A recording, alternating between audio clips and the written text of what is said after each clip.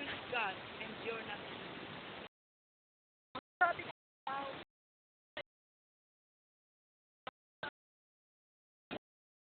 ang mga bagay na gaganap sa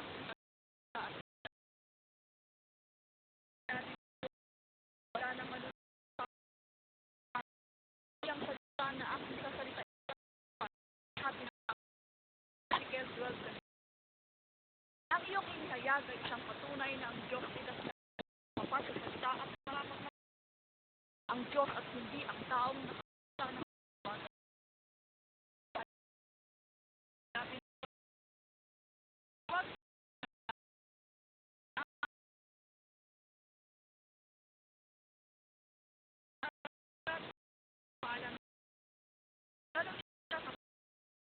kaya mo ba yan?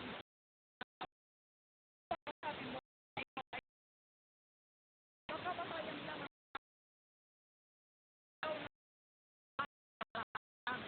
at wala sa tama. Ang taong nasa Diyos ay maawain at mahabagin. 1 Peter 1:7. Huwag kayong mga pupagpala.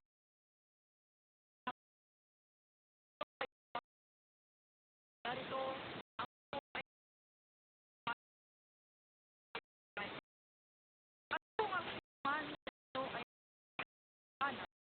at siya'y pagbabalik ang nakapagpapaloob sa isang makasalanan kaya sa kamanihan niya kanya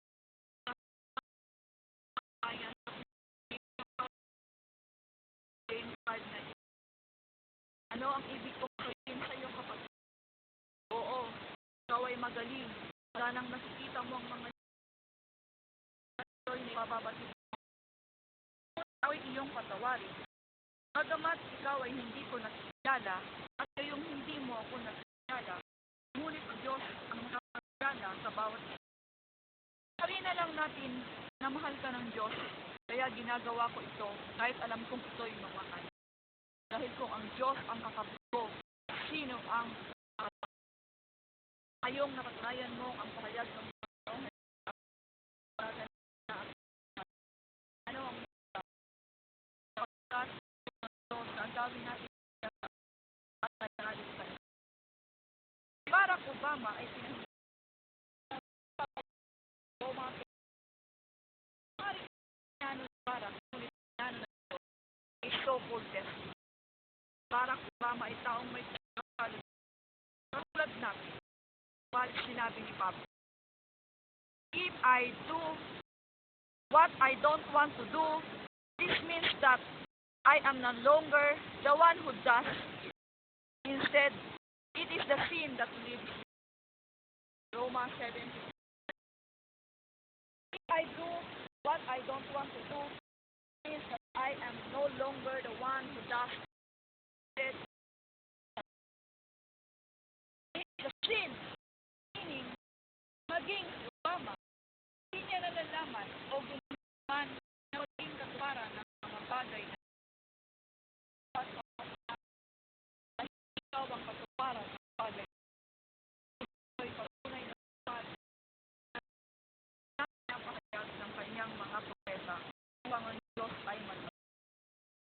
Sinabi ng Panginoon, blessed and hear the words of this prophecy and keep those things which are written under the time Revelation 1. Like sold for 30 pieces of coin, died on the cross to save us from our sin. Kaya nagkaroon ng bagong ang lahat ng sa book of Revelation. Magkakaroon na ng bagong langit at bagong lupa. Now, kung ipinapahayag na ang Amerika ang katuparan and you want America now, want God. Yes, God, come out from here, that you may not be partakers of may sinabi ka bang kung ano gagawin? Dapat may formula kang according to God. Kung papatayin mo ba si Obama, makakaligtas ang Amerika? Di ba dapat bumuka gumawa ng isang makalangit na hakbangin upang sila ay makaligtas sa darating na galit. Dahil ang sabi nga ng Diyos, agawin natin sa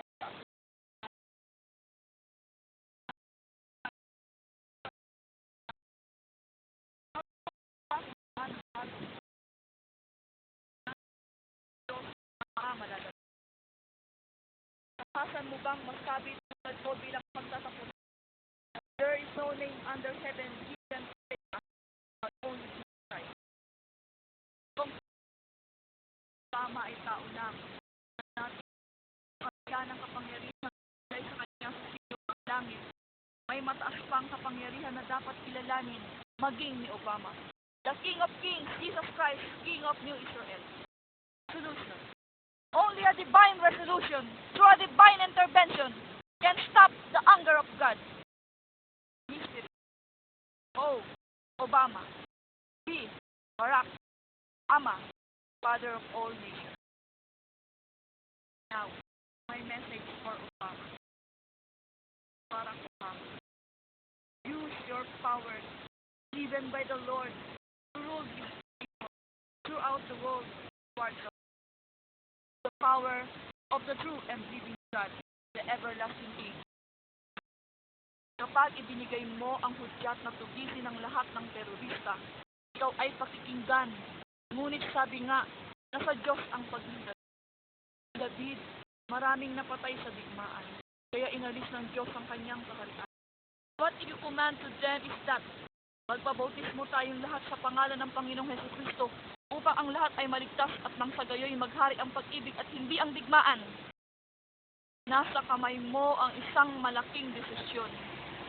Kung kaya mong isang tabi ang galit at paghihiganti na magdudulot ng walang katatanggan at magdudulot ng malawakang digmaang pagkaibig, huwag nawang mangyari. May magagawa ka ba bilang nagtiwalaan ng Diyos alang-alang sa lahat ng nagtiwala sa iyo sa pamamagitan ng boto?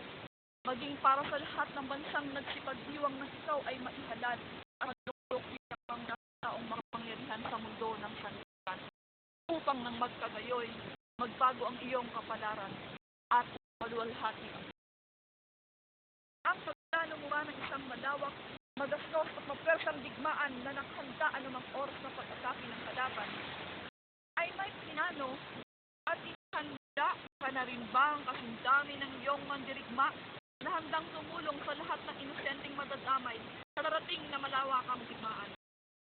O hahayaan mo na lamang na sila-sila, kami-kami ang magtutulungan ng baril at parang bala ng kanyon o ng atomic bomb. Yumuko habang nagdadagundungan ang mga tangke. Walang maririnig, kundi panaghoy ng mga ina at sanggol na takot habang ang mga kalabang pinutugis ay ligtas sa kanilang pinagtataguan. Kaya natapos ng gyera, mas marami ang bilang ng huwag naman sanang there is God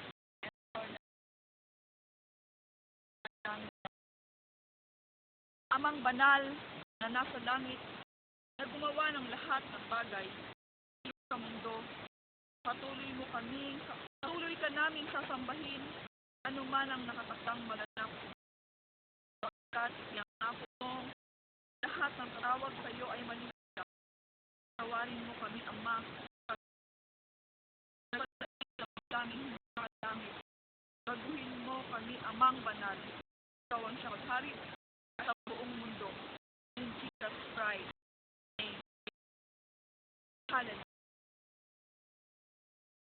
If you choose to lead the way of God, Father Almighty, then your name become Obama, a man of God. Mystery.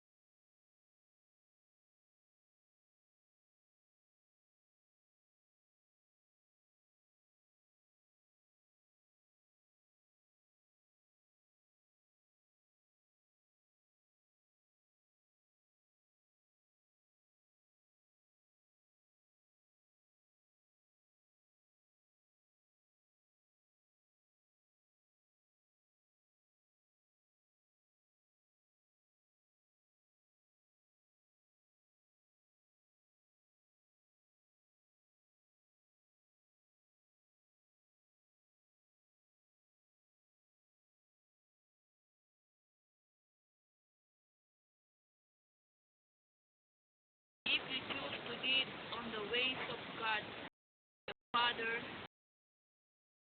Almighty, then your name became a man of God.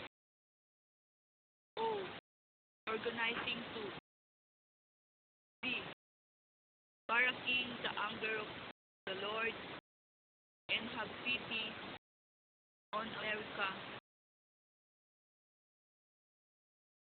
Follows the United States. A. A brilliant became a simple person. Man. A man of God. The God of Israel.